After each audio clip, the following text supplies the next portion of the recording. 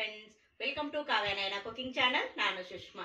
ಬನ್ನಿ, ಇವತ್ತು ಉಳಿದಿರೋ ಇಡ್ಲಿಯಿಂದ ನಾನು ಇವತ್ತು ಈವ್ನಿಂಗ್ ಸ್ನಾಕ್ಸ್ ರೆಸಿಪಿನ ತಗೊಂಡು ಬಂದಿದ್ದೀನಿ. ಬೆಳಗ್ಗೆ ಇಡ್ಲಿ ಮಾಡಿರ್ತೀರಾ, ಒಂದೋ ಎರಡೋ ಮಿಕ್ಕಿರುತ್ತೆ. ಇಡ್ಲಿನ ಬಳಸ್ಬಿಟ್ಟು ನಾನು ಇವತ್ತು ನಿಮಗೆ ಬಜ್ಜಿನ ಮಾಡಿ ತೋರಿಸ್ತಾ ಇದ್ದೀನಿ. ನೀವು ಈವ್ನಿಂಗ್ ಸ್ನಾಕ್ಸ್ ಕೂಡ ಮಾಡ್ಕೋಬಹುದು, ಹಾಗೆ ನೆಂಚ್ಕೊಳ್ಳೋಕ್ಕೂ ಕೂಡ ಮಾಡ್ಕೋಬಹುದು. ತುಂಬಾ ಅಂದ್ರೆ ತುಂಬಾ ಚೆನ್ನಾಗಿರುತ್ತೆ. ಯಾವ ತರ ಮಾಡೋದು ಅಂತ ತೋರಿಸ್ಕೊಡ್ತೀನಿ. ಹಾಗೆ ಏನೇನ್ ಬೇಕು ಸಾಮಗ್ರಿ ಅಂತ ನೋಡೋಣ ಬನ್ನಿ. 1 ಕಪ್ ಆಗುವಷ್ಟು ಕಡಲೆ ಹಿಟ್ಟನ್ನ ತಗೊಂಡಿದ್ದೀನಿ. ಹಾಗೆ 1-2 ಟೇಬಲ್ ಸ್ಪೂನ್ ಅಷ್ಟು ಅಕ್ಕಿ ಹಿಟ್ಟು, ಹಾಗೆ 1 ಟೀ ಸ್ಪೂನ್ ಅಷ್ಟು ಜೀರಿಗೆ, ಹಾಗೆ ಇಲ್ಲಿ ಅಡಿಗೆ ಸೋಡಾ, ಹಾಗೆ ರುಚಿಗೆ ತಕ್ಕಷ್ಟು ಉಪ್ಪು, ಹಾಗೆ ಇಲ್ಲಿ ಓಂ ಕಾಳು ತಗೊಂಡಿದ್ದೀನಿ. ಹಾಗೆ ಸ್ವಲ್ಪ ಕೊತ್ತಂಬರಿ ಸೊಪ್ಪನ್ನ ಕಟ್ ಮಾಡಿ ಇಟ್ಕೊಂಡಿದ್ದೀನಿ. ಖಾರಕ್ಕೆ ಇಲ್ಲಿ ಅಚ್ಚ ಖಾರದ ಪುಡಿನ 1 ಟೇಬಲ್ ಸ್ಪೂನ್ ಅಷ್ಟು ತಗೊಂಡಿದ್ದೀನಿ. ಬೆಳಗ್ಗೆ ಮಾಡಿರೋ ಇಡ್ಲಿ ನೋಡಿ, ಒಂದು 5ರಿಂದ 6 ಇಡ್ಲಿ ಉಳಿದಿದೆ. ಈ ರೆಸಿಪಿನ ನಿಮ್ಗೆ ಮಾಡಿ ತೋರಿಸ್ತಾ ಇದ್ದೀನಿ. ತುಂಬಾ ಅಂದ್ರೆ ತುಂಬಾ ಚೆನ್ನಾಗಿರುತ್ತೆ. ನೀವು ಒಂದ್ಸತಿ ಮಾಡಿದ್ರೆ ಮತ್ತೆ ಮತ್ತೆ ಮಾಡ್ಕೋಬೇಕು ಅನ್ಸುತ್ತೆ. ಬನ್ನಿ ಇವಾಗ ಯಾವ ತರ ಮಾಡೋದು ಅಂತ ನೋಡೋಣ. ಮಿಕ್ಸಿಂಗ್ ಬೌಲ್ನ ತಗೊಂಡಿದ್ದೀನಿ. ಇವಾಗ ಕಡಲೆ ಹಿಟ್ಟು ಹಾಕೋತಾ ಇದ್ದೀನಿ, ಹಾಗೆ ಅಕ್ಕಿ ಹಿಟ್ಟು,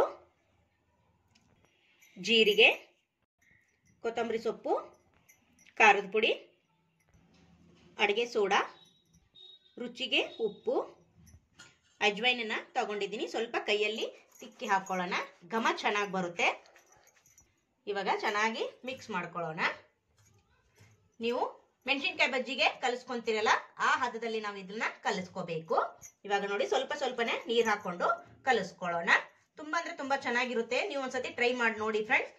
ಹೊಸಬ್ರು ಯಾರಾದ್ರೂ ವಿಡಿಯೋ ನೋಡ್ತಾ ಇದ್ರೆ ಪ್ಲೀಸ್ ಸಬ್ಸ್ಕ್ರೈಬ್ ಮಾಡ್ಕೊಂಡು ನೋಡಿ. ವಿಡಿಯೋನ ಎಲ್ಲೂ ಕೂಡ ಸ್ಕಿಪ್ ಮಾಡಬೇಡಿ, ಪೂರ್ತಿಯಾಗಿ ವಿಡಿಯೋ ನೋಡಿ ಸಪೋರ್ಟ್ ಮಾಡಿ. ನಮ್ಮ ವಿಡಿಯೋಗಳು ನಿಮ್ಗೆ ಏನಾದ್ರೂ ಯೂಸ್ಫುಲ್ ಆದ್ರೆ ನಿಮ್ಮ ಫ್ಯಾಮಿಲಿ ಫ್ರೆಂಡ್ಸ್ಗೆಲ್ಲ ಶೇರ್ ಮಾಡಿ. ಆದಷ್ಟು ಸಿಂಪಲ್ ಆಗಿ ರೆಸಿಪೀಸ್ನ ತೋರಿಸ್ಕೊಡ್ತಾ ಇರ್ತೀನಿ. ನೋಡಿ, ಈಗ ಹಿಟ್ಟು ರೆಡಿ ಆಗಿದೆ. ಇದನ್ನ ಪಕ್ಕಕ್ಕೆ ಎತ್ತಿಟ್ಕೊಳ್ಳೋಣ. ನೋಡಿ, ಈಗ ಒಂದು ಇಡ್ಲಿನ ತಗೊಂಡಿದ್ದೀನಿ. ನೀವು ನೋಡಿ ಈ ತರ ಚಿಕ್ಕ ಚಿಕ್ಕದಾಗಿ ಕಟ್ ಮಾಡ್ಕೋಬಹುದು. 2 ರೀತಿಯಾಗಿ ನಿಮ್ಗೆ ತೋರಿಸ್ಕೊಡ್ತೀನಿ. ನೋಡಿ, ಈ ತರ ಕಟ್ ಮಾಡ್ಕೋಬಹುದು. ಇಲ್ಲ ಚಿಕ್ಕ ಚಿಕ್ಕದಾಗುತ್ತೆ ಅಂದ್ರೆ ನೀವೇನ್ ಮಾಡ್ಬೇಕು ಅಂದ್ರೆ ಮಧ್ಯದಲ್ಲಿನೇ ಈ ತರ 2 ಭಾಗ ಮಾಡ್ಕೋಬಹುದು. ನೋಡಿ, ಈ ತರ ಕೂಡ ಮಾಡ್ಕೋಬಹುದು. ಈ ತರ ಮಾಡಿದ್ರೇನೆ ತುಂಬಾ ಚೆನ್ನಾಗಿ ಬೆಂದು ಬರುತ್ತೆ ನಮಗೆ ಎಣ್ಣೆಲಿ ಫ್ರೈ ಮಾಡಿದಾಗ ಅಲ್ವಾ. ಇದೇ ತರ ಎಲ್ಲಾನು ಕಟ್ ಮಾಡ್ಕೊಂತೀನಿ. ನೋಡಿ, ಇವಾಗ ಕಟ್ ಮಾಡ್ಕೊಂಡಿರೋದನ್ನ ಇಡ್ಲಿ ಇದ್ರೊಳಗಡೆ ಹಿಟ್ಟೊಳಗಡೆ ಹಾಕೋತಾ ಇದ್ದೀನಿ. ನೋಡಿ, ಇವಾಗ ಎಣ್ಣೆ ಕೂಡ ಬಿಸಿ ಇಟ್ಕೊಂಡಿದ್ದೀನಿ. ನೋಡಿ, ಈ ತರ ಅದ್ಬಿಟ್ಟು ನಾವು ಎಣ್ಣೆಲಿ ಹಾಕೋಬಹುದು. ಎಣ್ಣೆ ಕೂಡ ಚೆನ್ನಾಗಿ ಬಿಸಿಯಾಗಿದೆ. ನೋಡಿ, ಒಂದೊಂದೇ ಇಡ್ಲಿನ ಬಜ್ಜಿನ ಮಾಡ್ಕೊಳ್ಳೋಣ. ನೋಡಿ, ಎಷ್ಟು ಹಿಡಿಸುತ್ತೋ ಅಷ್ಟೇ ಹಾಕೊಳ್ಳಿ. ತುಂಬಾ ಸಿಂಪಲ್ ಆಗಿ ಮಾಡ್ಕೋಬಹುದು ಫ್ರೆಂಡ್ಸ್. ಯಾವಾಗ್ಲೂ ಬೇರೆ ತರ ಬಜ್ಜಿನ ಮಾಡಿ ತಿಂದಿರ್ತೀರಾ, ನೋಡಿ ಒಂದ್ಸತಿ ಟ್ರೈ ಮಾಡಿ ನೋಡಿ. ಇಡ್ಲಿ ಉಳಿದಿರುತ್ತೆ, ಆ ಟೈಮಲ್ಲಿ ನೋಡಿ ನೀವು ಒಂದ್ಸತಿ ಟ್ರೈ ಮಾಡಿದ್ರೆ ಪದೇ ಪದೇ ಮಾಡ್ಕೊಂತೀರಾ.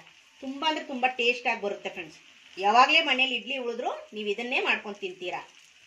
ನೋಡಿ ನೋಡಿ, ಇವಾಗ ಒಂದು ಕಡೆ ಚೆನ್ನಾಗಿ ಫ್ರೈ ಆಗಿದೆ. ಇವಾಗ ಇನ್ನೊಂದು ಕಡೆ ತಿರುವಿ ಹಾಕೊಳ್ಳೋಣ.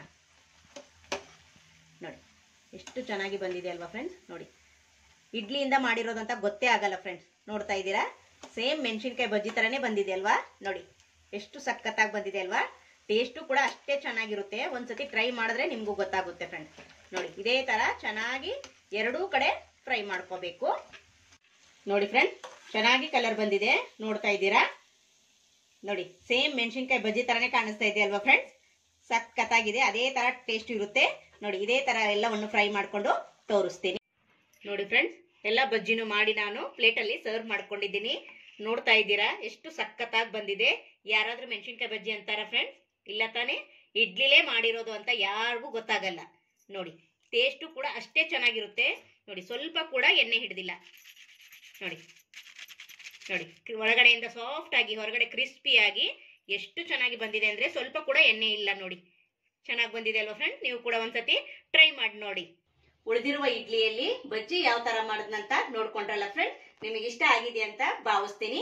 ಈ ವಿಡಿಯೋ ನೋಡಿದ್ದಕ್ಕಾಗಿ ನಿಮ್ಮೆಲ್ಲರಿಗೂ ಧನ್ಯವಾದಗಳು. Thank you for watching. ನಮಸ್ಕಾರ ಫ್ರೆಂಡ್ಸ್.